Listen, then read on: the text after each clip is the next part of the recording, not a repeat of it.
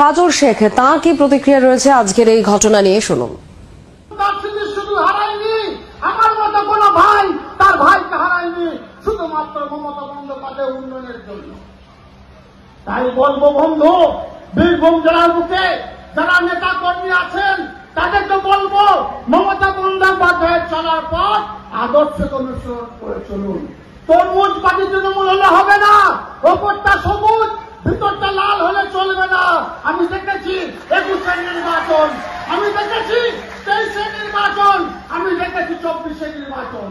অনেকে পাঁচিলে উঠে বসেছিল, তারা ভেবেছিল তৃণমূল থাকবে কি যাবে। তৃণমূল আছে, মমতা বন্দ্যোপাধ্যায় আছে, অভিষেক বন্দ্যোপাধ্যায় থাকবে। বীরভূম জেলা তথা বাংলার বুকে অন্য কোন দল আসবে না।